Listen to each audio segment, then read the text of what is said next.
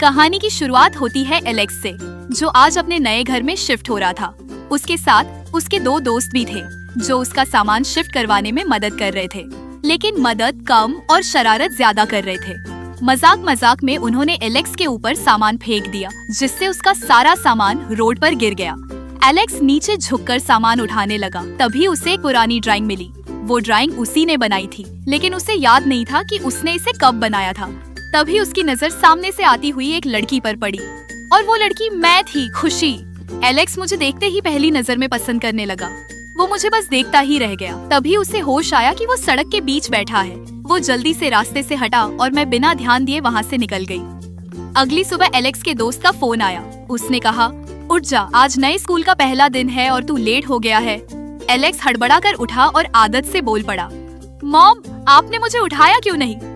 लेकिन अगले ही पल उसे याद आया कि अब वो अपने नए घर में अकेला शिफ्ट हो चुका है और उसके मॉम डैड यहाँ नहीं है। वो जल्दी जल्दी तैयार हुआ और बस स्टॉप की तरफ भागा। बस छूटने ही वाली थी तो उसने ड्राइवर से थोड़ी देर रुकने को कहा। जैसे ही वो बस में चढ़ा, उसे याद आया कि वो पैसे लाना भूल गया है। उसने अपने दोस्त से कार्ड लिया, लेकिन उसमें भी बैलेंस कम था। एलेक्स ड्राइवर से बोला, अंकल, कल पक्का पैसे दे दूंगा, आज जाने दो। लेकिन ड्राइवर नहीं माना और उसे रास्ते से हटने को कह दिया। तभी एलेक्स ने पीछे मुड़कर देखा और मैं वहाँ खड़ी थी। मैंने बिना कुछ कहे उसकी तरफ से किराया दे दिया। एलेक्स बस में चढ़ गया और अपने दोस्त से धीरे से बोला, पीछे देख, कितनी सुंदर लड़की है, उसने मेरा किराया भी दिया, शायद वो मुझे पसंद करती है। तभी बस अचानक झटके से चली और एलेक्स गिरते हुए सीधे मेरा कॉलर पकड़ बैठा। उसे जैसे ही एहसास हुआ, उसने तुरंत माफी मांगी। मैं चुप रही और अपनी सीट पर चली गई। स्कूल पहुंचने के बाद एलेक्स क्लास में बैठा था, लेकिन उसका ध्यान पढ़ाई में बिल्कुल नहीं था। तभी उसके दोस्त ने मैसेज किया, यार ये सर कितना पकाते हैं, चल लंच में दूसरी क्लास चलते हैं। एलेक्स तुरंत मान गया। उधर मैं अपनी क्लास में अपनी दोस्तों के साथ बैठी थी। तभी एलेक्स और उसके दोस्त वहाँ आ गए। वो लोग हंसी मजाक कर रहे थे, शोर मचा रहे थे, लेकिन तभी एलेक्स की नजर मुझ पर पड़ी। मुझे देखते ही वो घबरा गया और शर्मा कर तुरंत वहाँ से निकल गया। बाहर जाकर वो अपने दोस्तों से कहने लगा, मुझे खुशी से पहली नजर में प्यार हो गया है। उसके दोस्त जोर जोर से हंसने लगे। एलेक्स बोला, तुम लोग समझ नहीं रहे, हमारी किस्मत में मिलना लिखा है। मैं उसे एक ही दिन में कितनी बार मिल चुका हूँ और उसने मेरा किराया भी दिया। उसके दोस्त बोले, दिन में सपने मत देख। तभी उसने मुझे अपने घर के पास वाले अपार्टमेंट में जाते देखा। वो खुशी से उछल पड़ा और बोला, देखा, हमारी किस्मत में मिलना लिखा है, वो मेरे घर के पास रहती है। उसका दोस्त बोला, अगर ऐसे देखा जाए तो मेरा घर उससे ज्यादा पास है, तो वो मेरी हुई। एलेक्स बोला, कल देखते हैं, अगर वो मुझे सुबह 8:30 बजे मिली तो समझ जाना किस्मत है। अगली सुबह एलेक्स सच में 20 मिनट पहले से बस स्टॉप पर खड़ा मेरा इंतजार कर रहा था, और जैसे ही मैं वहाँ पहुँची, वो फिर चिल्लाया, देखा, किस्मत। उसका दोस्त बोला, किस्मत नहीं, तू पहले से यहाँ खड़ा था।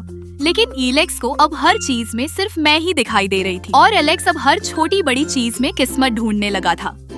अगले दिन बस स्टॉप पर खड़े होकर उसने अपने दोस्त से कहा, अगर खुशी आज मेरे जैसा ही स्नैक खरीदेगी तो समझ जाना हमारी किस्मत में मिलना लिखा है।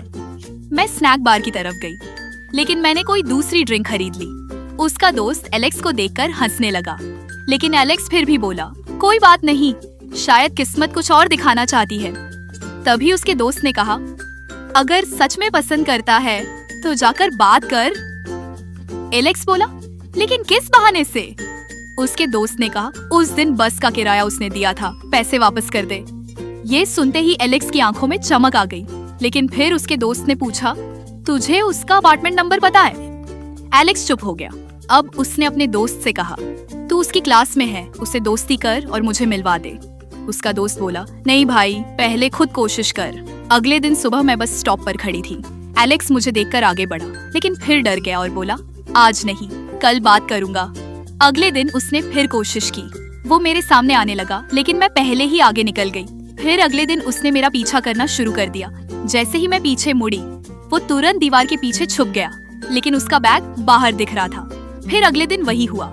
इस बार मैं समझ गई कि कोई रेड जैकेट वाला लड़का मेरा पीछा कर रहा है। मैं अचानक पीछे मुड़ी और एलेक्स फिर छुप गया, लेकिन इस बार उसके पैर साफ दिखाई दे रहे थे। स्कूल पहुंचने के बाद एलेक्स ने हिम्मत करके मेरी दोस्त के पास जाकर कहा, क्या खुशी किसी लड़के से दोस्ती करना चाहती है? मैं करवाऊं क्या? मेरी दोस्त ने मना कर दिया। तभी दूसरी दोस्त मजाक में बोली, मेरे लिए कोई लड़का सेट करवा दो। एलेक्स बोला, तुम्हारे साथ डेट करवाकर मैं किसी लड़के की जान खतरे में नहीं डाल सकता। सब हंस पड़े। तभी मैंने कहा, कुछ दिनों से कोई लड़का मेरा पीछा कर रहा है। एलेक्स तुरंत गंभीर हो गया और बोला, चेहरा देखा? मैंने कहा, नहीं, लेकिन आज उसने रेड जैकेट पहनी थी और उसका हेयर कट बाउल जैसा था। ये सुनते ही एलेक्स के दोस्त ने उसका चेहरा देखा और हंसते हंसते पागल हो गया। वो भागकर एलेक्स के पास गया और बोला, मुबारक हो, खुशी तुझे स्टॉकर समझ रही है। एलेक्स का चेहरा उतर गया। उसने कहा, क्या? दोस्त बोला, हाँ, रेड जैकेट, बाउल कट, सब तू ही है। एलेक्स को अब पहली बार एहसास हुआ कि वो प्यार नहीं बल्कि मुझे डराने लगा था। तभी उसने अपनी जैकेट दूसरे दोस्त को पकड़ा दी और खुद चश्मा पहन लिया ताकि पहचान ना आ सके। लेकिन मेरी दोस्त सब समझ चुकी थी। उसने एलेक्स से कहा, तू खुशी को पसंद करता है ना? एलेक्स ने धीरे से कहा, हाँ। मेरी दोस्त बोली, तो सुन, तेरा कोई चांस नहीं है। एलेक्स बोला, क्यों? वो बोली, क्योंकि खुशी को तेरे जैसे लड़के पसंद ही नहीं आएंगे। एलेक्स फिर भी मुस्कुराया और बोला, तुझे क्या पता, शायद मैं ही उसका टाइप हूँ।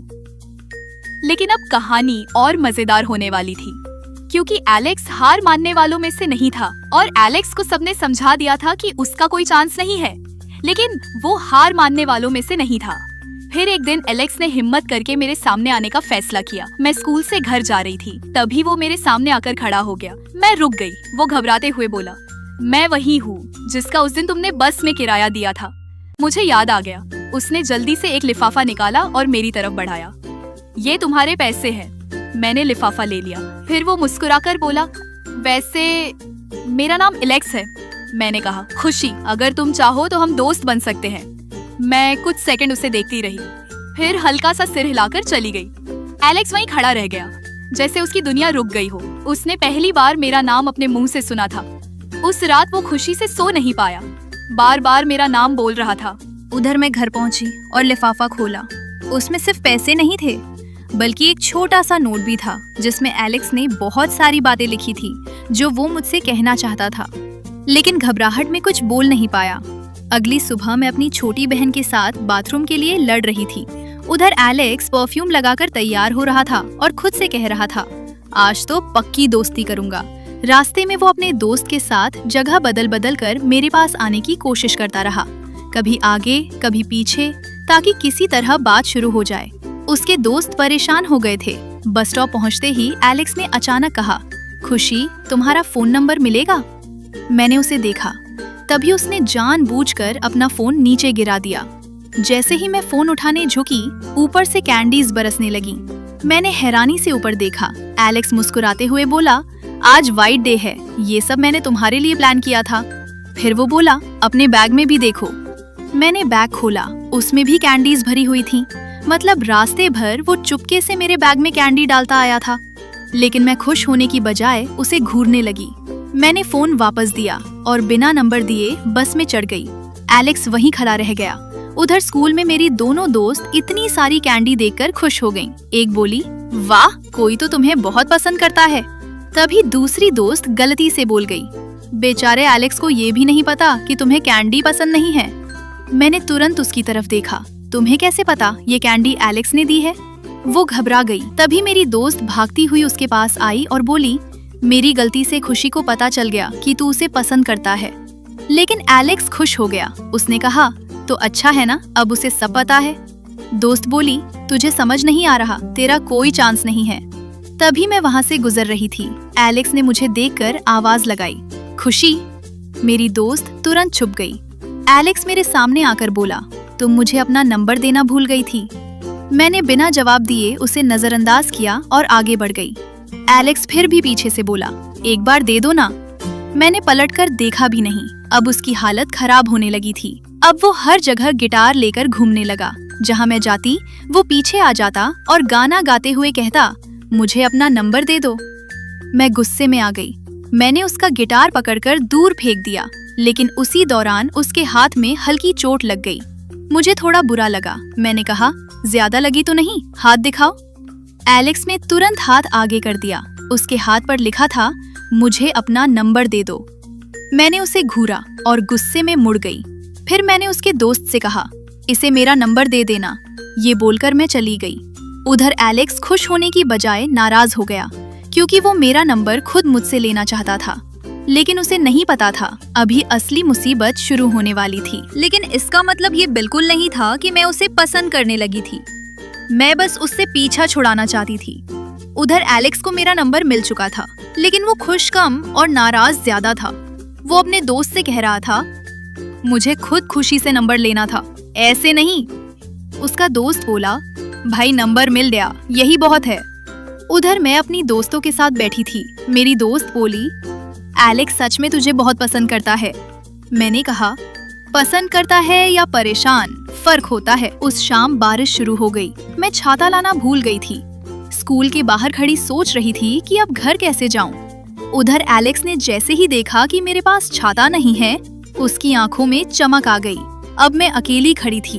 तभी एलेक्स छाता लेकर मेरे सामने आया और बोला, चलो साथ चलते हैं।